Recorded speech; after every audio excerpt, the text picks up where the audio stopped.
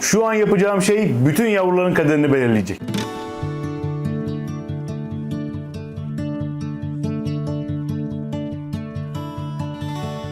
Selamlar, ben Murat. Evimin bir odasında akvaryum balığı üreterek bir marka kurmaya çalışıyorum. Bana destek olmak için aşağıdan kanalıma abone olabilirsiniz. Beta üretim serisinin yeni videosuna hoş geldiniz.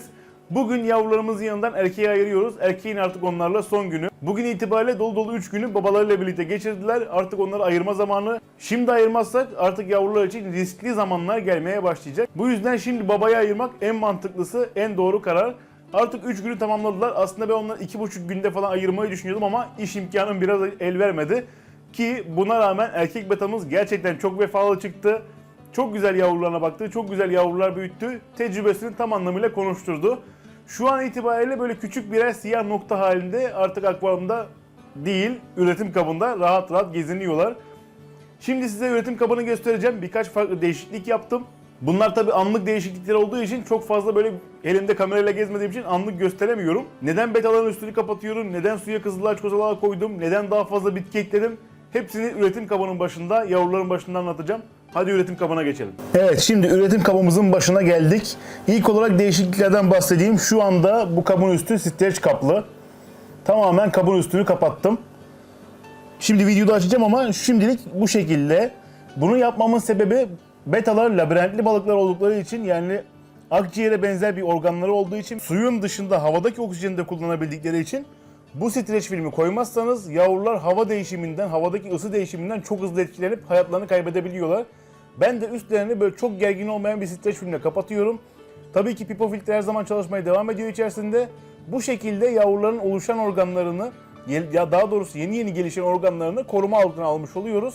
Böyle kapatıyorum. Şimdi bunun üstünü açayım ve size inanılmaz görüntüler göstereceğim. Gerçekten bu kadar güzel, bu kadar çok yavru almayı ben de beklemiyordum. Şu an kabın her köşesinde yavru var. Her yerdeler. Pipo filtrenin oradalar, yerdeler, yukarıdalar. Her yerdeler. Bunları sağlıkla büyütmeye çalışacağız bakalım. Gerçekten yumurtaları çok sağlıklı zaten erkeğimizin. Bunu videoda söylemiştim. Çıkan yavrular da gayet sağlıklılar. Şu an tamamen yatay yürüyüşe geçmiş durumda. Tamamen yatay olarak durabiliyorlar artık. Yani dikey durma, sağa sola yapışma gibi bir davranış sergilemiyorlar. Şimdi kapta yaptığım değişikliğe gelecek olursak, şöyle bir kızılağaç kozalağı ekledim. Bu yoktu. Bunu eklememin sebebi şu anda aslında doğal bir infüsorya oluşturmak. Aslında doğal bir biyofilm kültürü oluşturmak suyun içerisinde. Bu sayede balıkların beslenebileceği daha fazla bakteri ortaya çıkacak. Biraz da lepistes otu denilen bitkiden ekledim. Burada tamamen aynı amaçla eklendi. Sudaki biyofilm kültürünü arttırmak için eklendi. Bu bitki sayısını zamanla arttırabilirim çünkü yavru sayımız çok. Biraz daha burada farklı bitki olsa daha güzel olur. Daha ne kadar çok bitki, ne kadar çok işte doğal malzeme, o kadar çok besin balıklar için. Aynı zamanda bu aşamada balıklara infüsorya vermeye başladım. Bu sabah verdim, şimdi bir de akşam üzeri vereceğim. Ya da bu akşam yumurta verebilirim şu anda.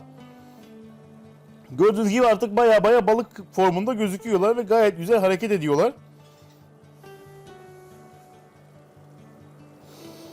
O kadar küçükler ki bunlara odaklamak gerçekten çok zor. Tabi biraz büyüdükten sonra bu kaptan alacağım artık bunları. Şu hassas evreyi bir atlatana kadar burada durmaları gerekiyor. Kendi sularında gayet memnunlar şu anlık hallerinden. Yem yeme davranışlarını da gözlemledim. Gayet güzel yeme tepki veriyorlar, ilgi gösteriyorlar. Yani bir yumurta sarısı geldiğinde işte ya da infüsoryadan birkaç damla damlattığında hemen etrafına toplaşıyorlar. Şu anlık durumları güzel. Hatta hemen bu videoda bir yumurtayla besleme yapalım.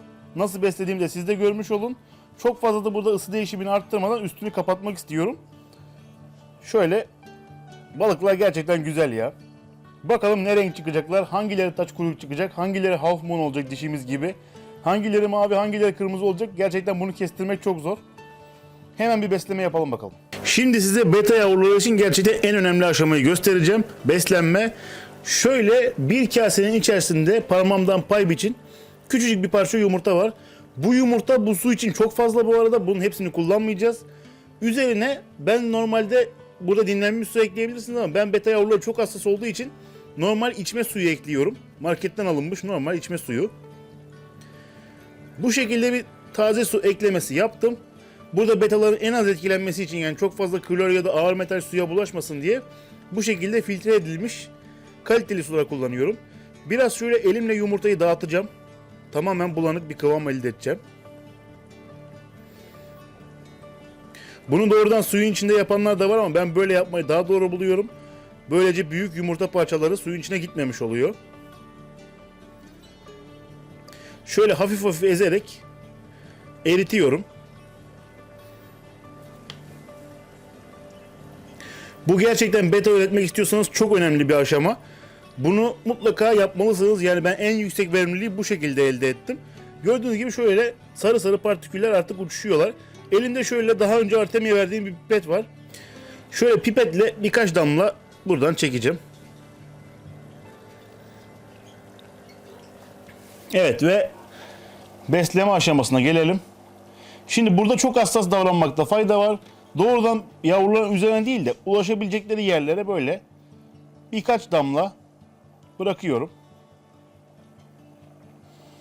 Zaten çok küçük boyutlarda oldukları için yani benim buraya bırakacağım minicik mikroskobik damlalar, serpintiler onların beslenmesine yetecektir. Şöyle birkaç damla yakınlarına, köşelere, kenarlara bırakıyorum. Zaten damlacıkların içinde yumurta sarılarını görebilirsiniz.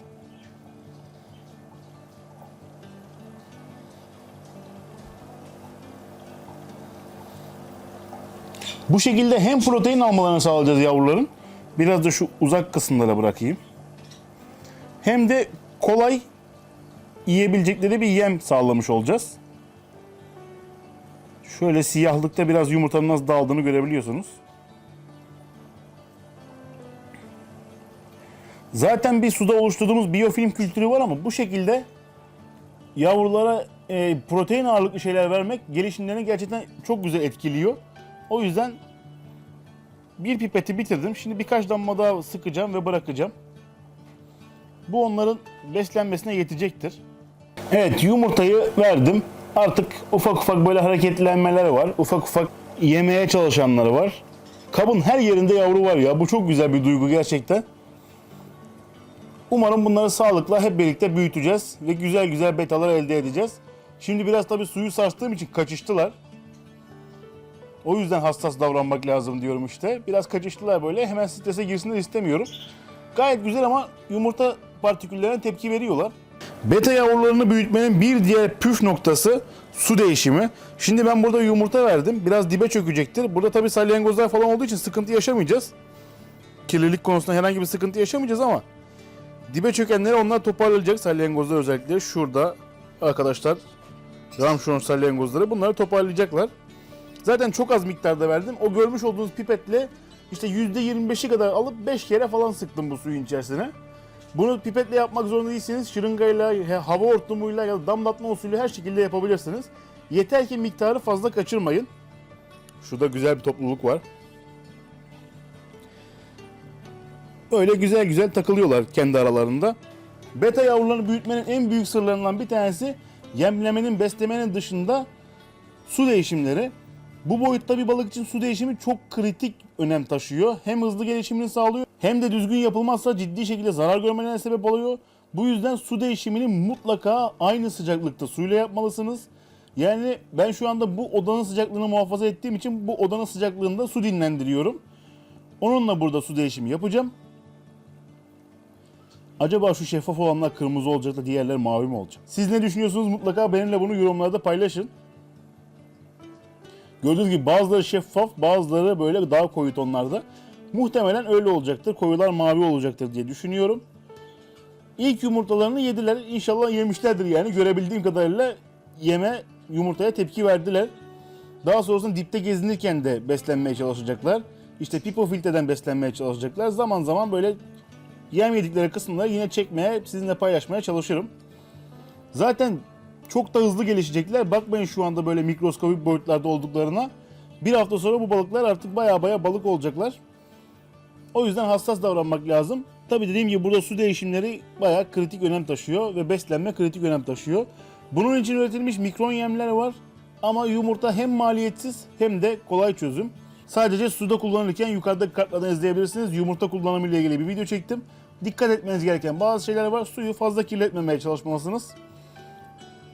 Beta güncellememiz bu şekildeydi. Fikirlerinizi benimle yorumlarda paylaşmayı unutmayın. Aynı zamanda bu gibi serilerin devamı için videoyu beğenerek ve kanalıma abone olarak bana destek olabilirsiniz. Daha fazla üretim videosu istiyorsanız da yorumlarda bana hangi balıkları görmek istediğinizi söyleyebilirsiniz. Yeni videolarda görüşmek üzere, hoşça kalın.